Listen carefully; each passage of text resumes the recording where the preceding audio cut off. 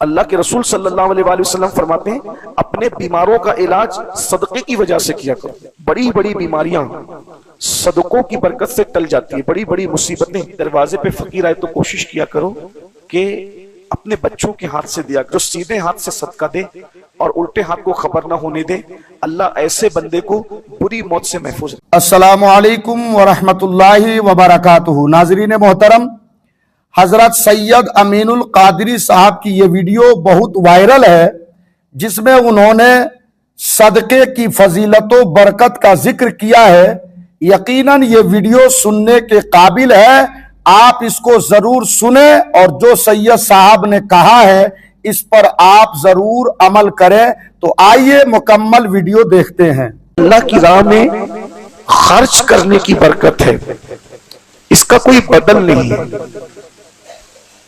बड़ी बड़ी बीमारियां सदकों की बरकत से टल जाती है। बड़ी बड़ी मुसीबतें, हदीस पाक में आता है कि जब तुम सदका देते हो तो तुम्हारा सदका बलाओं से जंग करता है, बलाएं हार जाती है और सदका जीत जाता है। तो तुम पर जो आने वाली बलाएं हैं वो सदके की बरकत से टल जाती है। अल्लाह के रसूल सल्लल्लाहु अलैहि वसल्लम फरमाते हैं, अपने बीमारों का इलाज सदके की वजह से किया करो। यानी अगर कोई किसी को डॉक्टर ने कह दिया कि भाई इसको बड़ी बीमारी का डर है, जरा चेकअप कराना पड़ेगा और सोनोग्राफी कराना है, ये कराना है, वो कराना है, आप जाने से पहले सदका निकाल कर देखें, फिर उसकी बरकत दें। आप हॉस्पिटल जाने से पहले, दवाखाना जाने से पहले, किसी मुहिम पर जाने से पहले, किसी काम पे जाने से पहले सदका निकाल कर देखें। सफर पर जाने से पहले सदका निकाल कर देखें, उसकी अपनी बरकत है। और ये बुजुर्गों का तरीका था, सफर पे जाने से पहले, किसी नेक काम करने से पहले, हत्ता के पहले, अभी भी कुछ है लेकिन पहले, ये जो लोग मस्जिद के दरवाजे पे बैठते हैं ना भीख मांगने के लिए, तो लोग मस्जिद के दरवाजे पे भीख मांगने क्यों बैठते हैं? क्योंकि मुसलमानों का ये तरीका था कि नमाज पढ़ने बाद में आते थे, पहले गरीबों को सदका देते थे कि सदके की बरकत से अल्लाह हमारी नमाजों को कबूल फरमाए। अब तो लोग देते भी नहीं, इसलिए लोग बैठते भी नहीं, ये बहुत कम बैठते हैं, लोग आते हुए देते थे। इसी तरह वो दुआ कभी रद्द नहीं होती, वो दुआ कभी रद्द नहीं होती जिस दुआ से पहले सदका दे दिया जाता है। जिस दुआ से पहले सदका दिया जाए वो दुआ कभी रद्द नहीं होती। सदके की बड़ी फजीलत है।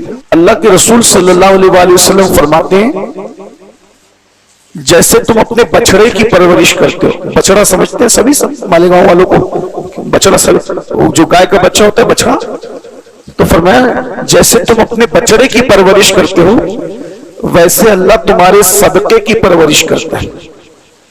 अल्लाह तुम्हारे सदके को पालता है। जैसे समझाने के लिए कहा कि तुम एक खजूर अगर अल्लाह की राह में सदका देते हो तो वो सदका तो फकीर के हाथ में गया। ये भी बहुत खूबसूरत बात है। अगर ये दिमाग में बैठ गई तो शायद सदके का ज़हन बन जाएगा।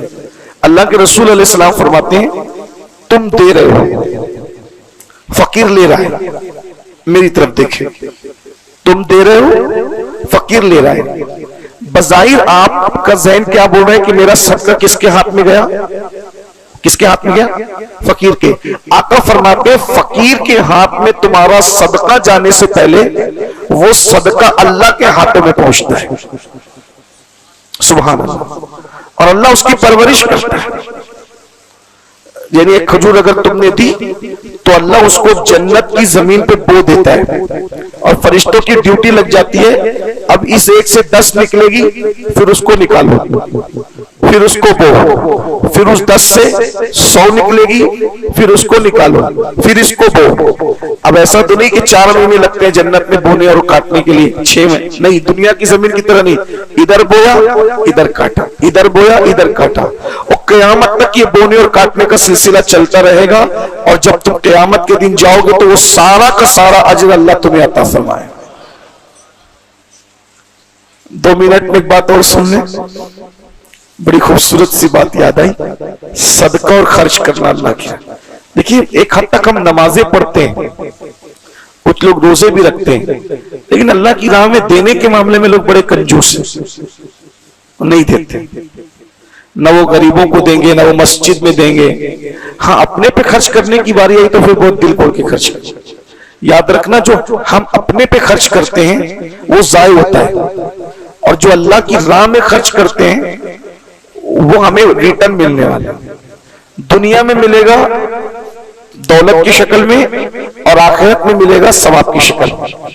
इसको कहते हैं आम की आम गुठलियों के भी दाम।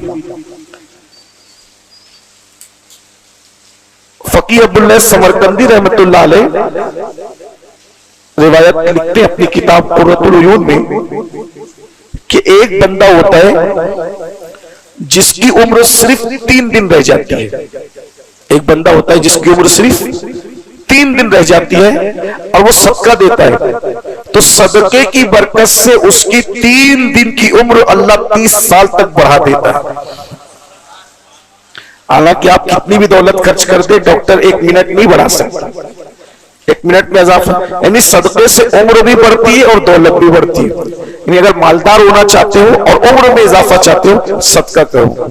कहते हैं कि हजरत सुलेमान अलैहिस्सलाम के जमाने में एक मियां बीवी आए और उन्होंने कहा कि हम लोग बहुत मुसीबत में, बहुत तकलीफ में, तो आप कुछ दुआ करें। तो सुलेमान अलैहिस्सलाम ने दुआ की तो अल्लाह पाक ने इरशाद फरमाया कि इनसे कहो कि इनकी जिंदगी के आधे दिन गुर्बत, तंगदस्ती और मुसीबत में है, और इनकी जिंदगी के आधे दिन मालदारी और खुशहाली में है। ये परेशान हो गए गुर्बत से, तो इनसे पूछो कि ये पहले खुशहाली चाहते हैं या पहले गुर्बत चाहते हैं। आज आपने दुआ की तो मैं जो वो आपकी दुआ की बरकत से मैं इन पर इख्तियार के दरवाजे खोलता हूं कि ये जैसे चाहे। तो अब चूंकि आदमी लालची होता है, तो इन लोगों ने कहा कि पहले हमें दौलत दे दो, फिर बाद में गुर्बत और तंगदस्ती के मामले को देखें। तो दूसरे दिन से इनके यहां दौलत आनी शुरू हो गई। दौलत आई तो मियां बीवी ने सोचा इतनी दौलत करेंगे क्या भाई, अगर संभाल के रखें तो भी 5 साल के बाद गुर्बत आनी है, और खर्चा करें तो भी 5 साल के बाद गुर्बत आनी है। तो जब 5 साल के बाद गुर्बत आनी ही है तो क्यों नहीं हम इसको खर्चा कर करके दूसरों का भला कर दें। जब अल्लाह ने वादा किया है कि 5 साल तक दौलत दूंगा, तो एक खर्चा करो या 1 करोड़ खर्चा करो, 5 साल तक तो देते ही रहेगा, और नहीं भी खर्चा करे तो 5 साल तक देगा, खर्चा करे तो भी। तो इन लोगों ने क्या किया, लोगों में बांटना शुरू किया, बहुत बांटा, बहुत बांटा, बहुत बांटा। 5 साल भी गुजर गए, 6 साल भी गुजर गए, 10 साल भी गुजर गए, 15 साल भी।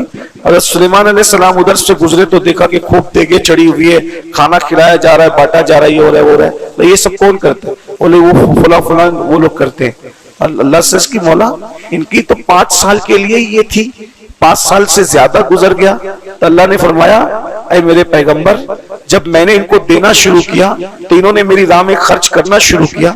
तो जब ये मेरे बंदों पे खर्च करने लगे तो फिर मैंने भी अपने करम से अपने ऊपर लाजिम कर लिया कि जब ये बंदे होकर मेरे बंदों पे खर्च करते हैं तो मैं इनसे अपना हाथ कैसे रोक लूं। ये मेरे बंदों को देते जा रहे, मैं इनको देता जा रहा हूं। ये अपनी हैसियत के मुताबिक मेरे बंदों को देते, मैं अपनी शान के मुताबिक इनको अता करता। ये चीज है। वमिम्मा रज़क़नाहुम युनफ़िक़ून, अल्लाह की राह में, अल्लाह की दिए से खर्च करने वाले। अपने बच्चों का जहन बनाओ, छोटे छोटे बच्चों का, कि उनको जो खर्च मिलता है उसमें से भी वो कुछ न कुछ फकीरों को, मिस्कीनों को दिया करें। और जब कोई दरवाजे पे फकीर आए तो कोशिश किया करो कि अपने बच्चों के हाथ से दिया करो, ताकि बच्चों को आदत पड़े बचपने से कि अल्लाह की राह में दिया जाता है। ये माहौल हमारे यहाँ से खत्म होता जा रहा है। इस भूले हुए सबक को हमें फिर से जिंदा करना है। गरीबों में, मिस्किनों में, मोहताजों में, मस्जिदों में, मदरसों में खर्च करने का रिवाज डालिए, फिर उसकी बरकत देखिए। सदके की बरकत से यहाँ भी आफियत है, सदके की बरकत से वहां भी आफियत है। एक हदीस जो बुखारी शरीफ में है, जो सीधे हाथ से सदका दे और उल्टे हाथ को खबर न होने दे, अल्लाह ऐसे बंदे को बुरी मौत से महफूज रखे।